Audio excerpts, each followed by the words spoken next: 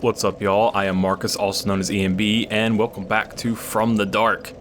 Today, I believe we're gonna have what I like to refer to, what we down here in the South like to refer to as a good'un. I think this is gonna be a good'un, and I say that because a lot of gameplay today, but also quite a bit of lore. Like, it's a good combination, a good mix, just like I like it. Oh, hello there. Where have you been? Time is a resource. Let's delve in promptly. Time is a resource. The tomes stored in a great pool. Someone's all. Alright, we've seen this. Farewell.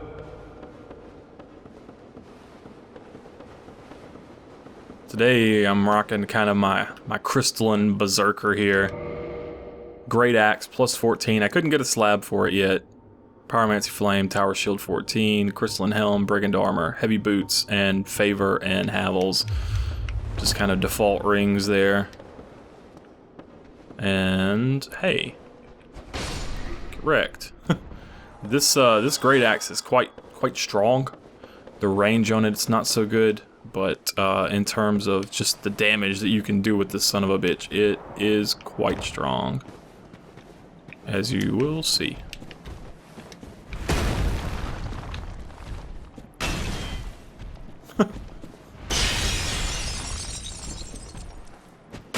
Also quite slow and kind of not much reach, but makes up for it by being stupidly strong. It also had great stagger potential. It staggers foes very easily. Good weapon. I like this weapon. Just the range is really only the big kind of downside to it.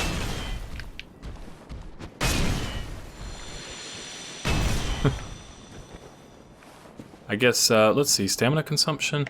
It's on R1, R2. I guess it does use a bit of stamina. Yeah, I thought I didn't have a time. I thought I didn't have time to get those yesterday, so. Here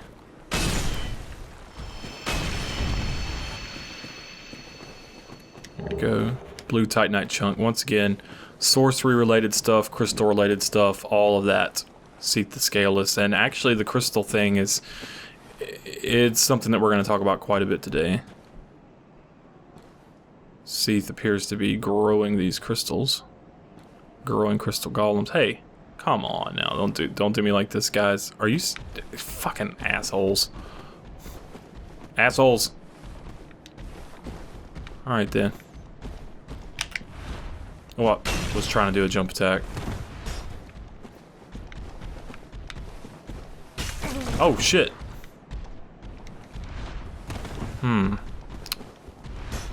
Alright then.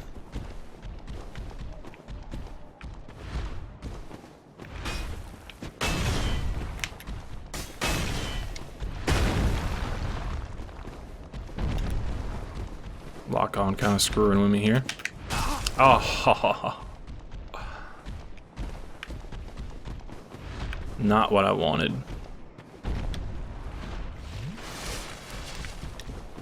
Here. Hehe.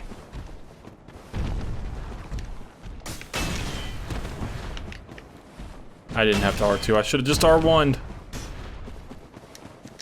Would have done the job. Alright, there we go. Now we got this under control. Sorry there, guys. Now we got this under control. These guys are a good source of blue chunks. If you're wanting to farm them for whatever reason. Normally, pretty much don't ever really end up farming blue stuff. It's for the magic and enchanted upgrade paths, but those are obviously split damage. And I tend to not use them very much because normally if you've got high magic power and you're going to be attacking in melee, you're probably going to be using like crystal magic weapon, a magic buff. and you can't use those on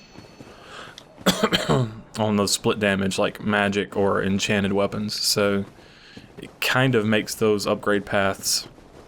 I mean, what it is those upgrade paths represent reliable damage that you don't have to use a resource like a magic buff or anything like that to take advantage of. But that was quite a long jump.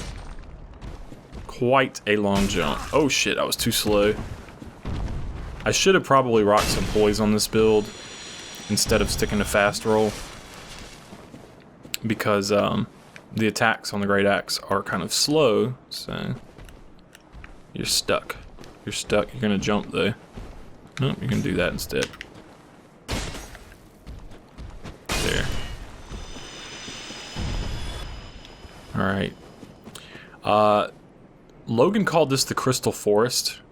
It's very interesting to see these very crappy polygonal trees, but these frozen trees here. And I wonder if that's part of what Miyazaki-san was talking about. I mean, because if you actually stop and look at it, the trees in general just kind of look crappy, but you never really get that sense when you're just like running around. You see a whole bunch of them. When you see the forest instead of the trees, you don't really notice it, but if you actually look at the trees, they don't look very good. But we see some frozen in crystal here.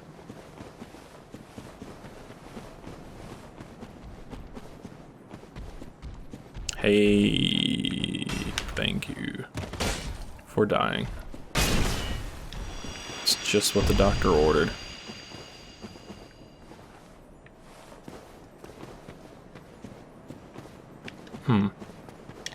I probably should not test my luck here trying to clip up onto these things, because last time I did that it worked, and I can just imagine falling through the earth right now, so yeah, maybe I should just stop that. I was trying to look to see if I could get up there to get a better vantage point to see what's going on.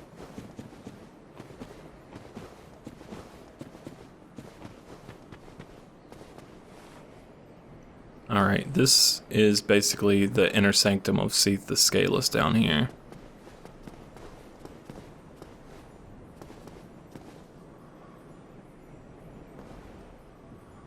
See a golem down there waiting in ambush. Crystal Cave. Like I said, it's fascinating to me that Logan refers to this as the Crystal Forest, and here we see it called the Crystal Cave. I mean, it is a cave, but is it a forest made out of crystal, or did there used to be a forest here? We've seen some crystallized trees. It doesn't really matter much, but it's just fascinating to me.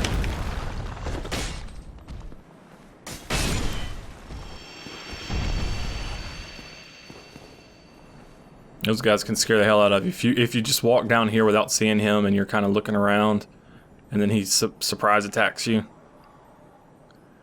Also interesting too, you know, you get this kind of blue filter over the area when you come down. Like each area that you come into has kind of a filter that they put over the screen. So we're up here, we got these warm colors, and like our interpretation of this sky is very different than when you come down here, and once you start getting that blue filter, it just has a completely different atmosphere, which is obviously why they do it, but it's just really cool to me how effective it actually is. When you look back up at that sky, it's starting to look kind of darker, you know what I mean? Moonlight butterflies, or crystal butterflies, whatever, down below. I guess, now that I think about it, looking at like the seam and this texture and whatnot, Miyazaki-san had said in an interview that he wished they had been able to spend more time in development on like Duke's Archive specifically, and I remember scratching my head going, you know, Izalith is the one that's really bad in terms of gameplay. Like, as far as that goes, it's the one that feels the most unfinished, and Duke's Archives and Crystal Caves feel kind of like finished areas. But then when I stop and actually look at them graphically, they're pretty areas, and they're very impressive, but at the same point, I do get that kind of unfinished sense from them. It feels like there were textures that needed to be fixed, etc., etc., etc., I say. Alright. These guys are all around, and they can drop blue titanite slabs. I don't particularly... I don't think I've ever killed one for it, honestly. We got a blue titanite slab from the DLC. So easy peasy. So easy peasy. That, yeah, I don't really recommend fucking with the slabs here, but I will try to show it. This is the main gimmick of the area right here. For those of you guys who haven't played Dark Souls, probably like, what? But yeah, the little snowflakes drop onto the path and kind of show you, even though it's invisible, there is a path here. Kind of introduce the area's little gimmick.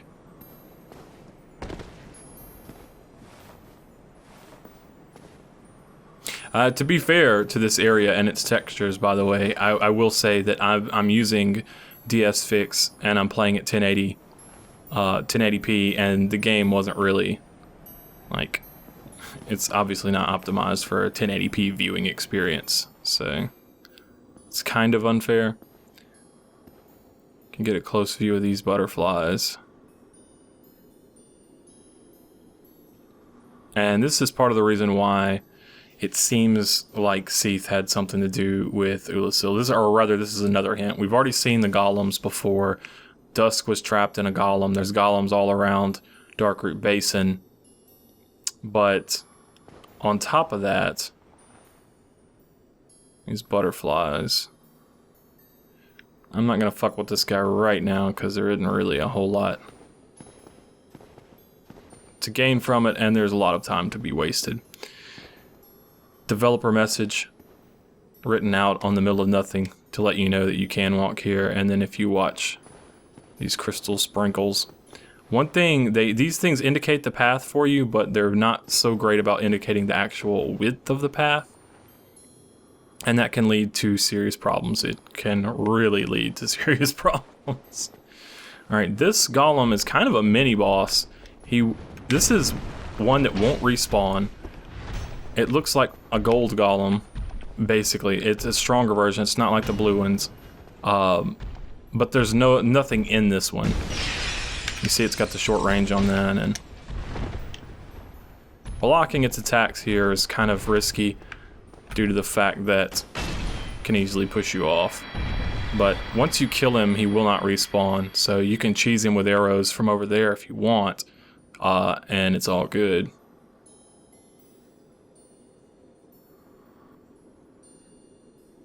Let's see. Alright, I do want to point out there's snowflakes falling over there. There actually is a hidden path over there, and I'll try to show it in a few minutes. A lot of people might not know about that, but there's actually a path to help you get back out of here if you want. And if you walk over here, we can look. See, there it is. That is the most infuriating fucking item in the game to try to get, and we will get it. We'll try to anyway. That is a blue titanite slab over there, and you have to walk across some invisible platforms to actually get there, but the platforms, it doesn't go straight. Unlike the mandatory pathways in this level, that one does not go straight. Got another one of those guys chilling over there. Right here, another developer message along with the snowflakes to indicate that you can go forward. It's very easy once you drop down to just kind of follow the path. And that's the trick. Because right behind you, 3 fucking crystal lizards. I smacked 2 of them. Let's do a quit load to try to get the last one.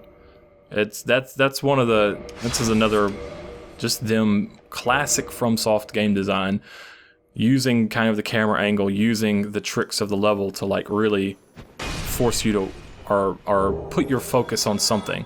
Like they want you to like focus so much. You land right, like right here, and your camera's facing like this. You see the golem below you, you see the treasure below you, and you may be thinking about trying to get after that, or you may be worried about falling off the platform and you just want to walk straight, and you see the developer message warning you of imminent fall.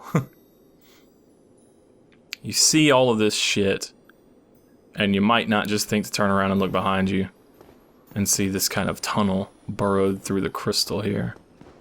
3 crystal lizards, and on top of that, the pathway to yonder Titanite slab. I am totally gonna die trying to get to this. We'll do it at the end. We will do it at the end of the episode, because it'll probably take me more than one try. It's just a winding path, and it really kind of just sucks. Alright. Here, the only way to get to this treasure is to drop down. And it's kind of a little bit intimidating to do so, because you're not sure how you're going to get back up, but just drop off. Whoa! Not to mention the fact there's a golem waiting here on a very narrow ledge. Whew. Whew. He did some damage too. A rather strong golem. In the words of Patches, he's an idiot, but an awfully strong idiot. And it's just for a blue Titanite chunk, so it's not even really that great a treasure, but does give us a little bit different vantage point on things, which is always interesting.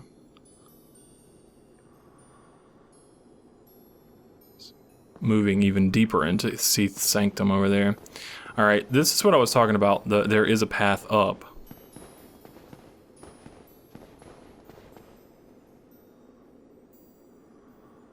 You can see here.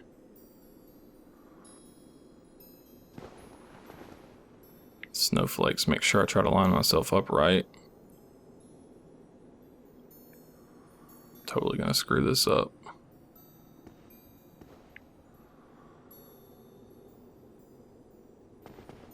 There we go.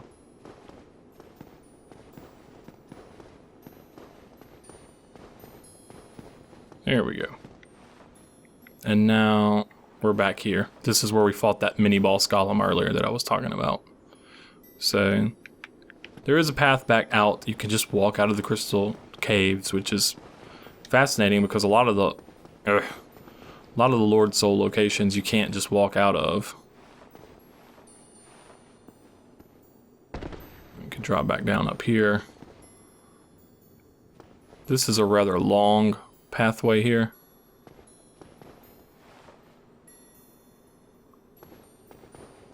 I probably was kind of too close to the edge right there for a second. Like I said, a lot of people say, well, this is easy because the snowflakes tell you where you can walk. That's true, but they don't show you how wide it is. And that can be a major, major problem. Like, it's very easy to fall here. It's very easy to fall and die. This area, as always, it reminds me of Final Fantasy IV. If you guys haven't played Final Fantasy IV, there's a part near the end that's you're in this crystalline looking place, and on top of that there are actually invisible walkways there as well. It's really fucking awesome.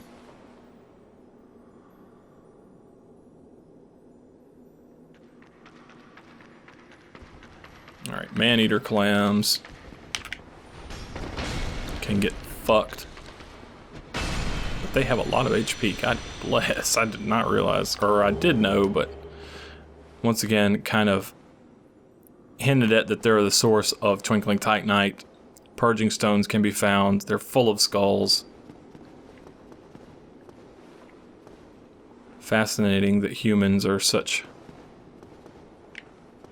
skulls are such willing recipients of curses.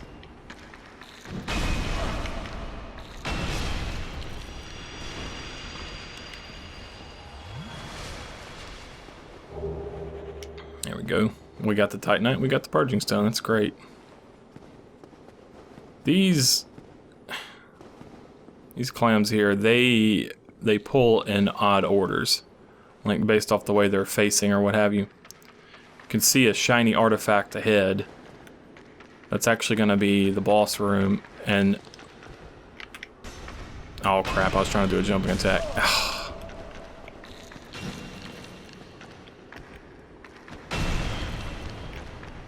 And this boss room's got kind of a gimmick to it the first time you go through.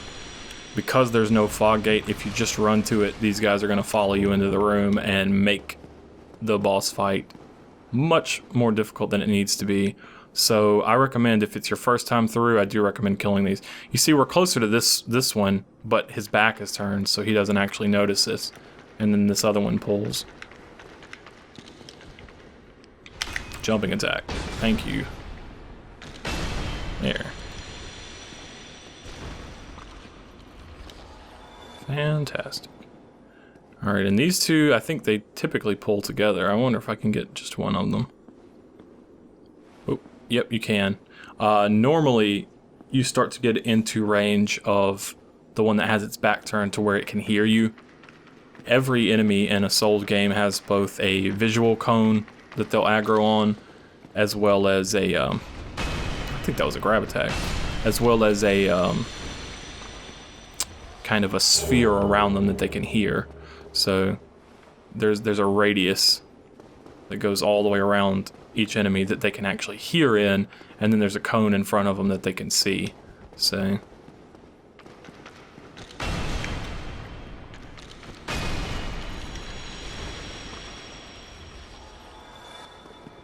alright, we're about to get to the point where we're going to start talking about story. We're almost done with like the major gameplay aspects of this one.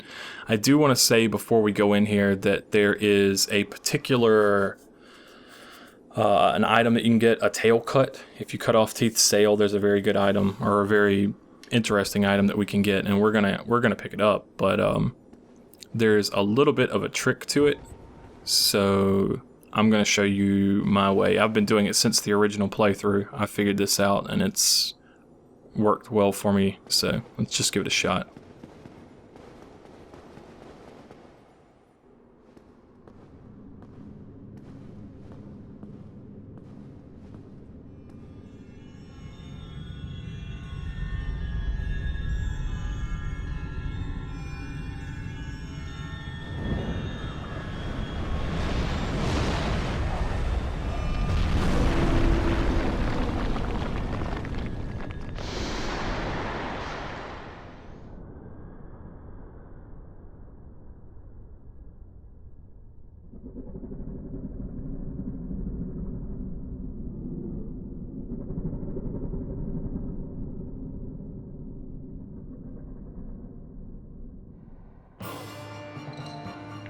Seath the Scaleless, this is the primordial crystal.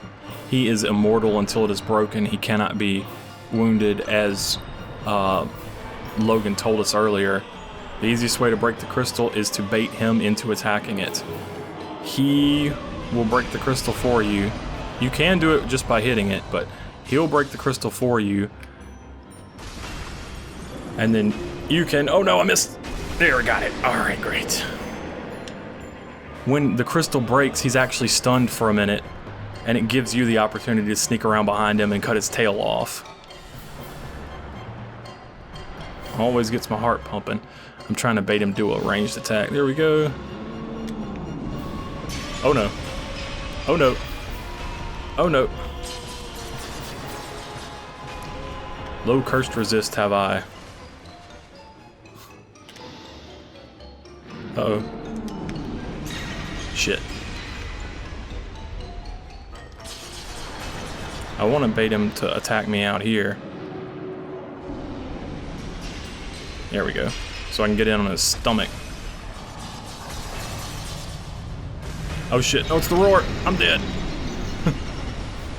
Maybe dead.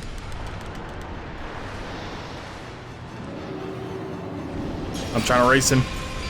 Got him.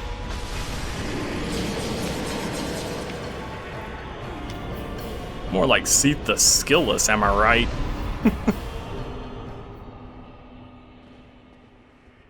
Alright. Let's see. The humanity, you can take it to be a story consideration if you want. If I recall correctly, the original Japanese version didn't give humanity for killing any of these bosses. And it's just a gameplay consideration to make things easier on you, but... Before I start talking about the story stuff, once again, I think we just destroyed possibly the third most powerful artifact, second most powerful artifact in the entire Dark Souls franchise. We just fucking let Seath wreck it like an idiot. The primordial crystal is something that he plundered from the ancient dragons when he turned on them. And it's the secret to his immortality, as Logan has told us before. I view it as being second or third in importance in the series, behind like the first flame and possibly the Lord Vessel in terms of significance as an artifact. And we just smashed that shit. You can break it yourself with a single attack, but if you let him do it, then you've got all your stamina and you're free to just run around behind him. And he's stunned as soon as the crystal breaks. And you can chop his fucking tail off. You have to hit the very tip, just the tip. You have to hit the very tip of his tail to actually get the tail cut on Seath. And that's the biggest problem, more than the amount of damage that you have to do. I think on New Game it's like 800 or something like that. Like, his tail doesn't have a huge amount of health. If you have weak weapons, you can always use pyromancy's upgraded pyromancy flame with great combustion, something like that. Using the power within to magnify your damage for this tail cut makes it a lot easier, because if you don't cut it while he's stunned from that crystal being broken, then you're going to be like running around behind him trying to chase it down. And he does have a tail thrash move that can screw up your day, and it's just a pain in the ass. So that's my preferred method of cutting the tail, and it works. I know people are gonna say, well, you've got this great axe, etc, etc, etc. It works on a lot of builds. Like, I think my first hit did like 600 or something, and then the next one did like 400 or what have you. I mean, I was well over the damage threshold. And if you have, honestly, the great axe is not an ideal weapon from my perspective because of the range and the slow speed of it. I would prefer a Zweihander's really good. You can use, like I said, Great Combustion is really quick. It comes out really quick. You can 1, 2, and you get a 3. If you get 3 good hits of Great Combustion, leveled up Pyro Flame, what have you, you're gonna be okay. You're gonna be okay. All right. So now let's talk about this stuff. First, I want to talk about this tail. This tail flopping around here. You'll notice the crystalline growth on this tail. Alright, Seath was an albino dragon. An albino dragon, he was imperfect, and he was seeking the scales of immortality because that's what he lacked. Seath the Scaleless is always seeking what he lacks in this series, and in some ways, actually in a lot of ways, he's one of the most tragic characters, because I don't think that what Seath lacks is really the issue as much as what he has. I think he has something that the other dragons don't have. I think he's basically alive. And the reason I say this is because going back to the Dark Souls design works, they said that the everlasting dragons are kind of an ancient race of mineral life forms, like stone-based life forms. They're not truly alive, and it's not until after the advent of fire, of light and dark, where some of them start to be corrupted, like the Gaping Dragon or what have you. And so they're not kind of these like pure, like elemental forces of nature anymore. I think Seath was born, like I don't have any evidence for this, so this is just kind of my speculation, but I kind of get the impression that he was born around the onset of like fire, around the time that first flame came into being, and that it's possible that Seath is like the first dragon that's kind of alive. Like, he doesn't have these scales. He's not a mineral-based life form so much. And so I see him seeking to cover himself in these crystals to preserve life. He doesn't have like the traditional stone scales, so he's trying to use this relic, the primordial crystal, that allows, I would say, its power is that it allows you to create crystals. And he's trying to use that to preserve life. That's kind of my interpretation of things. Like, he's trying to have true immortality using the crystal by covering himself with these crystal scales to protect his weak, red, meaty flesh, right? So that's my take on Seath the Scaleless, and in editing I'll zoom in on his eye in the his intro, but you can see that it's closed. Like his eyes actually closed too. So that goes to his lack of sight that we read about in the channeler description here. Where is it? Good lord, I got too many damn. There we go. Yeah. Serve Seath the Scaleless. The 6 eyes arranged in 2 vertical columns compensate for Seath's lack of sight. Other thing we just picked up. Moonlight Greatsword. This sword, one of the rare dragon weapons, came from the tale of Seath the Scaleless, the pale white dragon who betrayed his own. Seath is the grandfather of sorcery, and this sword is imbued with his magic, which shall be unleashed as a wave of moonlight. He's the grandfather of sorcery.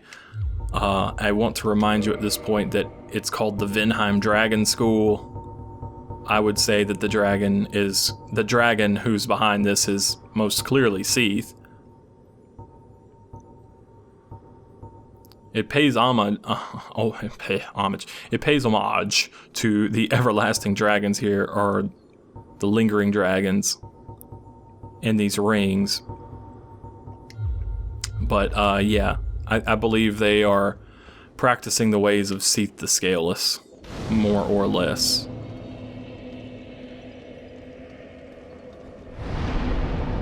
Okay, having talked about that a little bit, actually let's level up some.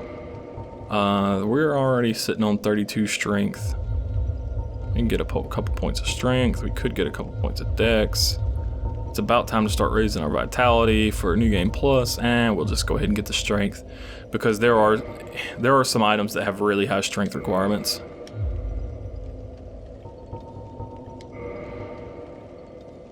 All right, and let's go to the Duke's Archives.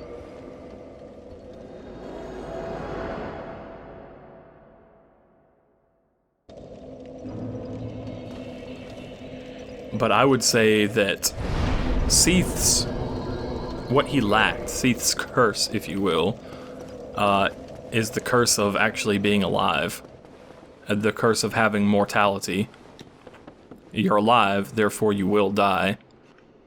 The curse of mortality, the curse of want, if you will. He desires things unlike the true everlasting dragons, who are just kind of forces of nature with no desires, like no agency. Oh, there you are. It's been a while. Or were you just here? This fascinating place defeats my sense of time.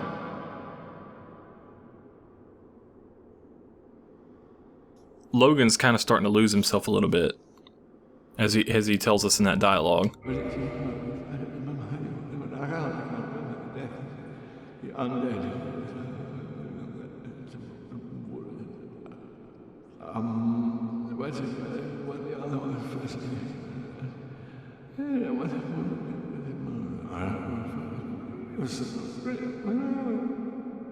He's really starting to lose himself. Very fascinating that he does not do this until after we kill Seath.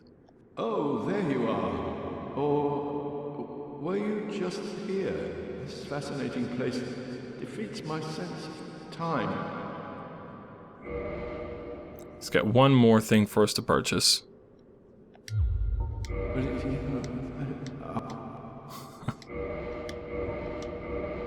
Alright. Come again, anytime you please, for I too learn whilst teaching a student.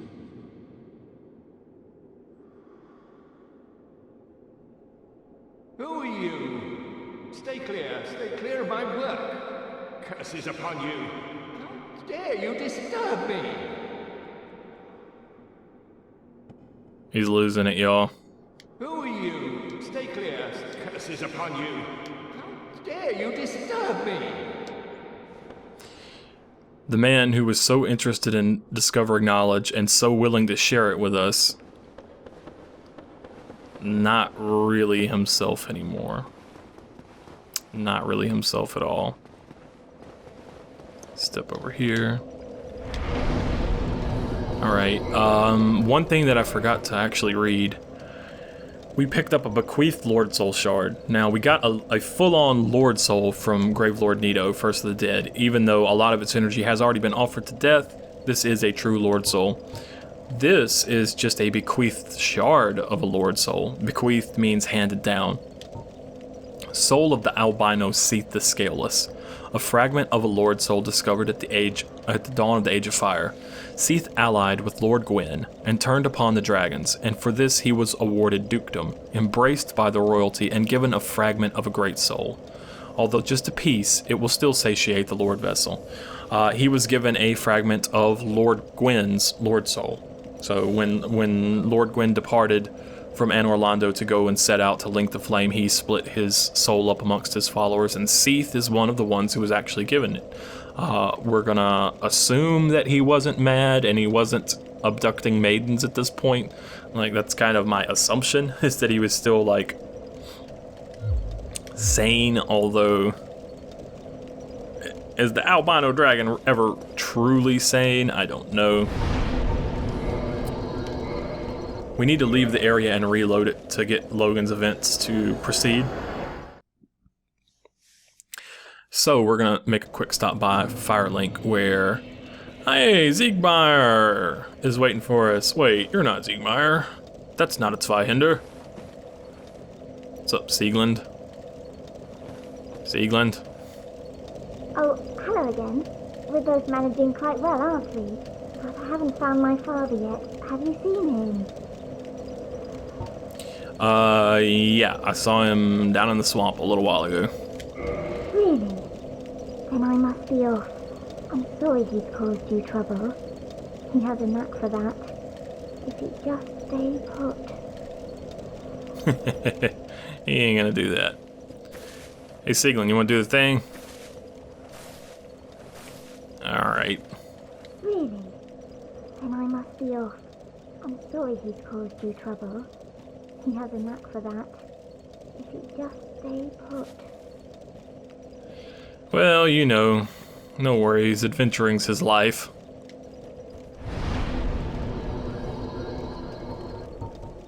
So she's gonna go and start looking for her father.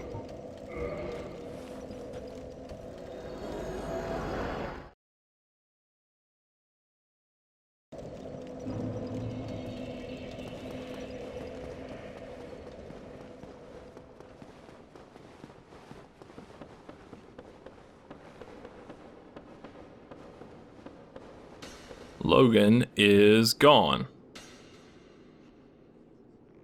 Just straight up took off. Wherever could he be? Alright, I'll probably cut me going through all this, killing these enemies and stuff again, because you guys saw enough of this last time. So I'll kill some enemies and then we'll just walk straight to where we're supposed to go.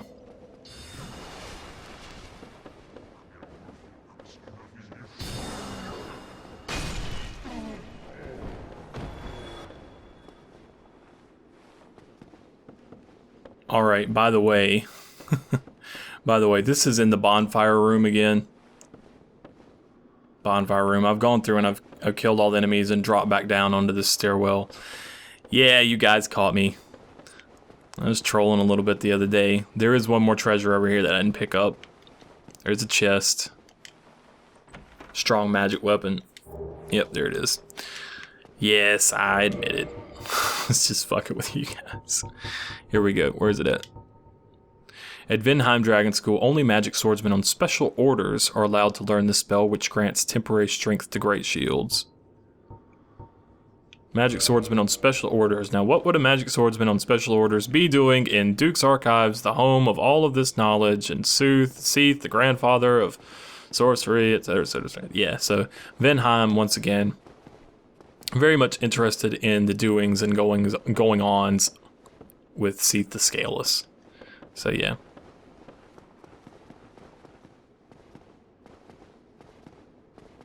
Okay, now we're back in the starting room, and damn, that was a good shot. And on the base floor here, where we can pull this lever. This is actually the room, like I said, this is a starting... God damn, these motherfucking snipers. This is where we started Duke's Archives.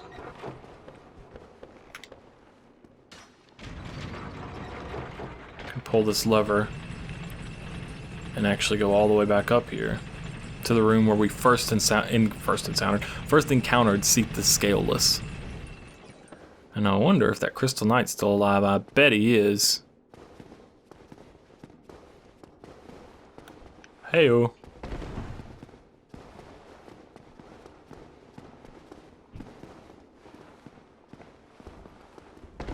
We should be buddies. Even though you're trying to parry me. Can't parry this.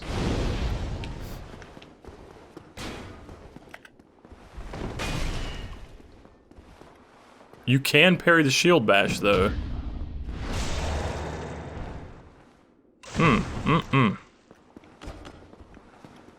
Sweet, delicious knowledge. Goodbye, sir.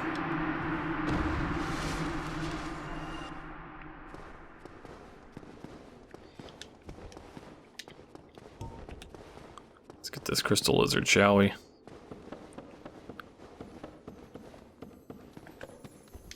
Ah, jerk. There.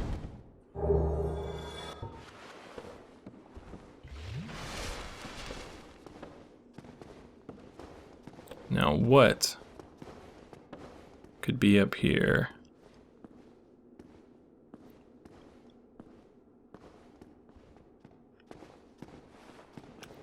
An old friend. Notably with a new magic spell and notably not hollow, just naked.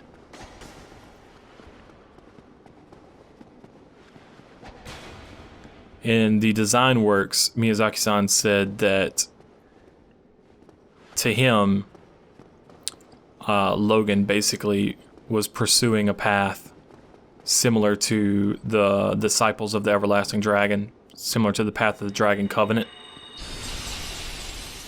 But he also sought to retain his humanity in doing so.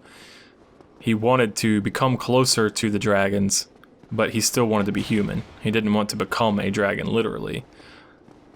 And in his mad attempts to become closer to Seath the Scaleless, he removed the clothes from his very body. Like, this makes sense in terms of game mechanics, because in order to actually join, or in order to become a dragon, you actually have to take off your armor, your helmet. You have to discard your humanity. So you might be saying, well, why didn't he take off his hat? And it's a very simple consideration for it, actually. Miyazaki-san said that, you know, if he takes off his hat, nobody's going to recognize him. So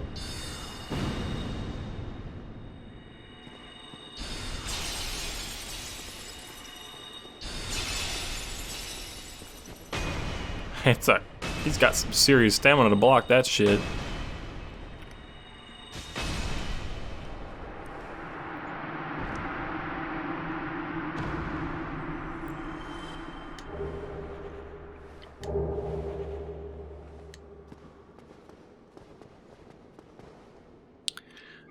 Oh, we just got all the spells. How about that? Let's see. Let's go through these. So first of all, we had the homing soul mass. Life originates in the soul. No wonder the soul mass draws toward it. This sorcery is a window into Seeker Logan's methods. We now have the crystal homing soul mass. Sorcery boosted by the knowledge Logan acquired at the Regal Archives. Fire homing crystal soul mass. The mysteries of souls, crystals, and the sorceries are deeply intertwined. Crystal soul spear. These pale magic spears, sharpened through crystallization, are on par with the armaments of the ancient lords. And let's see, crystal magic weapon. Logan's trials were successful, and the crystal medium facilitated a stronger bond between weapon and soul. And then we have this, the White Dragon Breath. Sorcery developed by Logan during his infatuation with Seath the Scaleless, emits crystal breath of Seath the Scaleless. Although it no longer causes curses, what madness caused Old Big Hat to appropriate this frightful power of the ancient dragons? So the ancient dragons had this power to create crystals, right? But crystals can actually cause curse as well. They cause curses. Crystals can be used to preserve things, as I kind of have alluded to and outright stated before. I believe that, speculation, but I believe that Seath was trying to coat himself in crystals as replacement for the scales of immortalities to preserve himself. He's placing precious research subjects, precious people, precious items in golems, in crystal golems. He's growing these crystals to try to preserve and hold on to things. And in fact, even crystallizing souls to try to preserve souls. And I think that's the root of sorcery, is the manipulation of souls, and then at its highest level, actually preserving souls within crystals. Or trapping souls within mineral formations, if you will. Like, I think that's basically what we've got going on here. And Logan tried to appropriate that power. We also got goddamn Logan and his cultural appropriation of ancient everlasting dragon culture. We got the 10 crystallization catalyst used by Logan after his fixation on Seath. Makes all sorceries incredibly powerful, but demands extremely high intelligence from its wielder and halves sorcery usages. Very strong catalyst for casting spells. The best. Once you meet the requirements, like it's very good. It's very good. Let's see.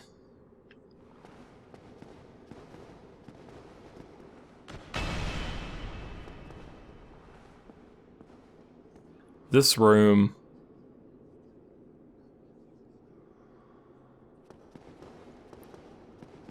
gotta wonder if this was knowledge that Seath actually wanted destroyed, or if he just had gone mad. I gotta wonder if Seath went mad because of knowledge contained within this room, and it's the same thing that drove Logan mad. Perhaps the knowledge that crystals cannot truly preserve souls. Like, they can preserve your flesh but not your soul. Maybe that's the cause of Seath's madness. I don't know. Just throwing ideas out there at this point. We got the large magic ember. Not a whole lot of lore on this one, but it is only handled by Venheim magic blacksmiths. And we'll deliver that one in a bit. But still not quite done here. Oh, I forgot to show off the big hat too, now that I think about it. See, Sieglin's gone now. Big hat. Gigantic hat worn by the great sorcerer Logan. It completely hid his face, which led to his nickname Big Hat. Famously antisocial, Logan used it to block out noise and people's stares so he could focus on his own thoughts, but it does not possess any special magic powers. Except that items can pass directly through it and not tear it. That's pretty fucking magical clipping powers right there.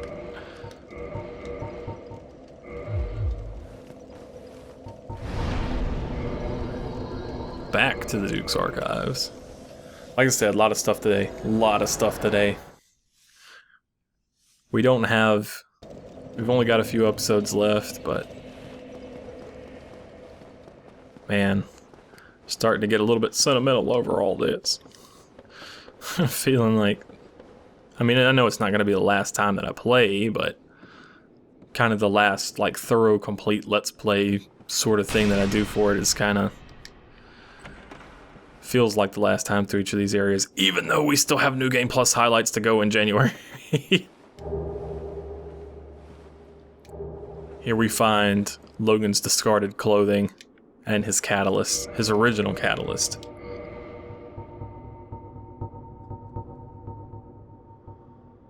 Robe worn by Big Hat Logan, it is said to have been from his apprentice days at Dragon School, but it is so worn out no one knows what it originally looked like. Logan, who cared little for his appearance, no doubt ever bothered to change out of it. Ugh. Some stanking going on, man. We also got his catalyst.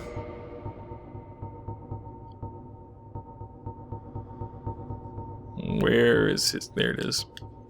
Catalyst of Big Hat Logan, the great sorcerer and seeker of knowledge. Originally the same catalyst employed by the Vinheim sorcerers, only terribly strengthened over time due to Logan's use. Very powerful when used by one of superior intelligence.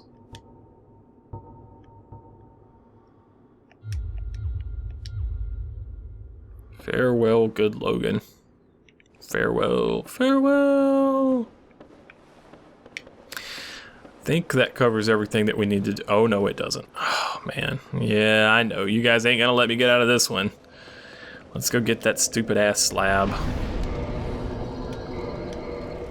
Guess the quickest way to get there is actually gonna be to warp to the Crystal Cave.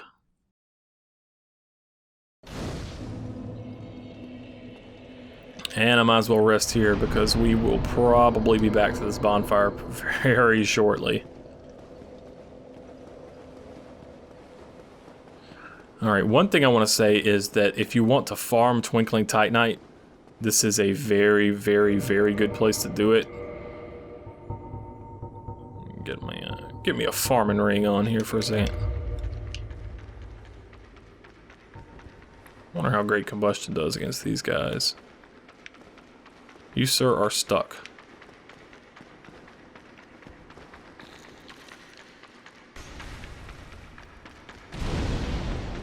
That's decent, but they have a lot of HP. Oh shit, I need poise. I need poise. I need poise. Bait it, heal, roll. Time to handle biz. Actually, Great Combustion's better, is as good as an R1 from that Great Axe, so might as well just stick with it. These are really annoying enemies. And all they want to drop for me is fucking Purging Stones. You know what, screw this. I don't need the Twinkling right now. We don't need the Twinkle Sprinkle right now, but it is farmable at this point. I mean, it was farmable in the DLC. Those Ancient Knights, the Stone Knights of Ulasil, are a pretty good source of Twinkling, actually, as I've found. I never really messed with killing them much before, but once you get it down and you got your Sunlight Blade infused Zweihander, it's not really a big deal at all.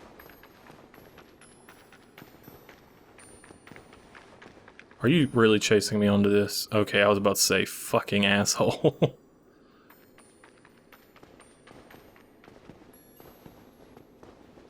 Try to head straight back up to this. Okay. And then here.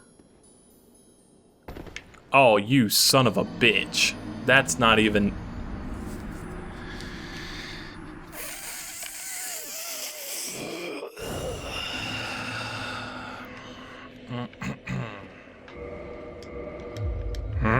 I'm not going to use a humanity, because this is probably only going to be the first of many.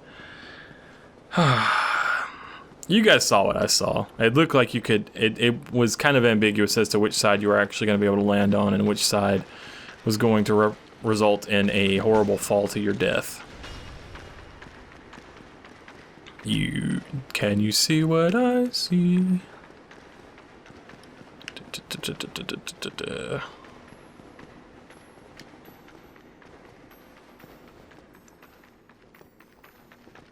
At this rate, I'm gonna need to break into my wife's whiskey. Never would have thought her for a whiskey drinker. Alright.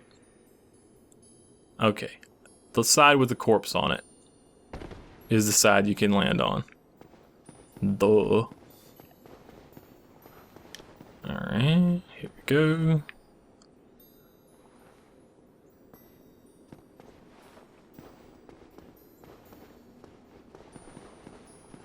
And then this path leading back up here.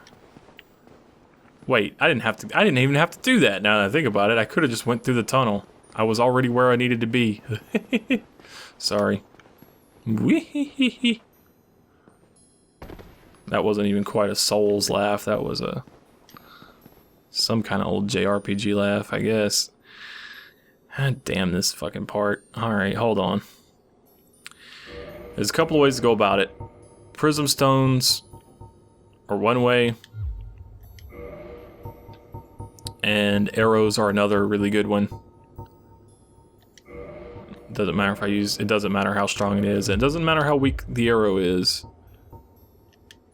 It's all about marking the path. So you can use prism stones to see where you can step, alright? That's cool. But let's see.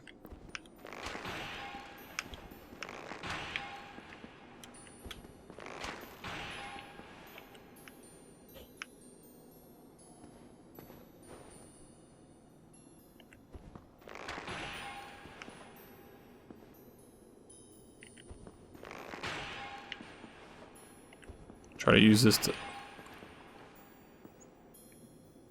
determine where you can step. I think I can still go forward a little ways.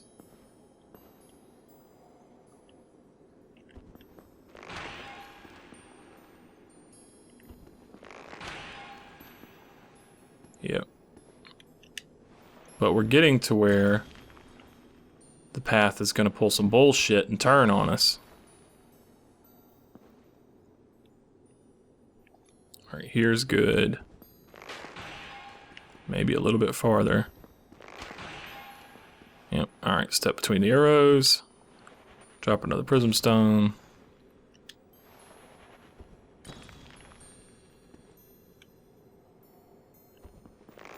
I've taken to putting them in pairs. I think we may have gone too far. Hold on. There's a turn to the right, kind of a bootleg, if you will. Step between the arrows and drop some prism stones. Yeah. Alright, you see those going off to the right? That's the actual path. If we continue moving beyond this point, we're gonna screw ourselves. Hold on, let me try to set. Okay, let me establish a place where it's safe to stand here. Alright. So I should be good within this little sphere right here. Let me see how much farther. It's actually going to continue for a bit.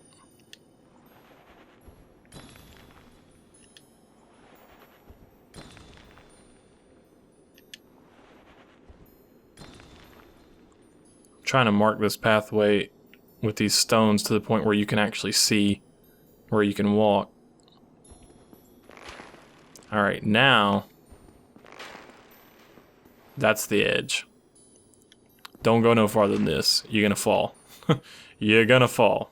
You're gonna have a bad time. So instead, this is where stupid path goes off to the right.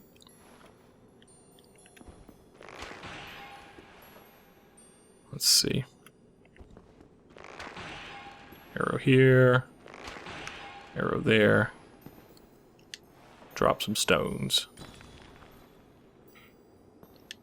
But the thing about it is there's a little bit of a trick here because the path goes too far to the right where actually you can turn back to the left. And I believe this is where we can turn back to the left at right here.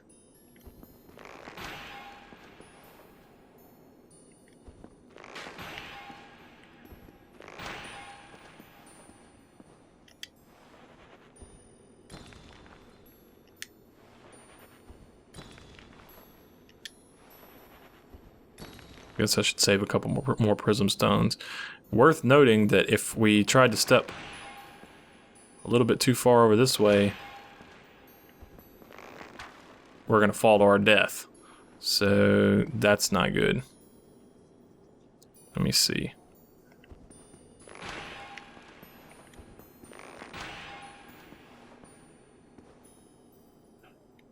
And how close am I to the edge of this platform?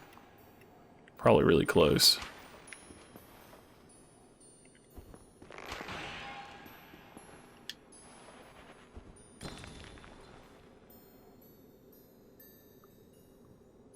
Alright, we're starting to see these things going around to the side over there.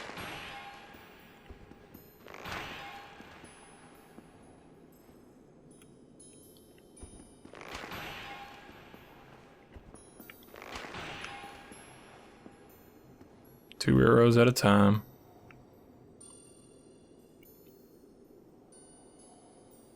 This totally sucks.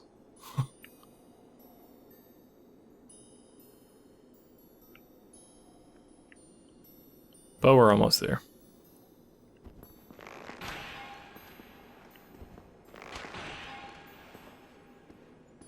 Ooh.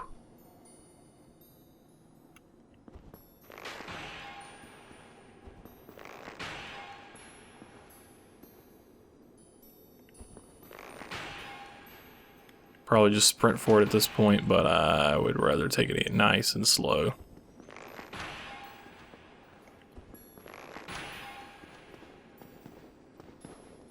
And we have arrived.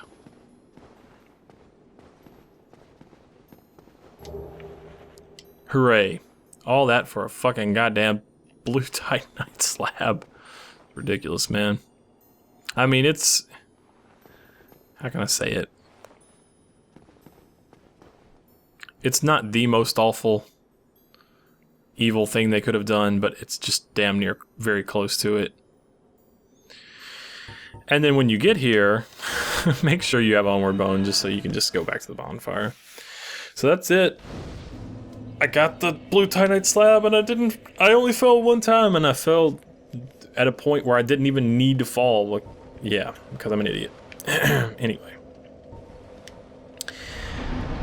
That, ladies and gentlemen, is going to wrap up today's episode of From the Dark. Sorry for kind of the, like... I know that was a bit of an awkward ending, but, like, it's very tense going across that shit just to get that blue titanite slab. But we did it. I did it for you. Let's see, where's our damn shield at? Get our setup back. I am Marcus, also known as EMB. Y'all, let us do the thing. What? Ah! Stop, asshole. Hold on, I'm trying to do an intro here.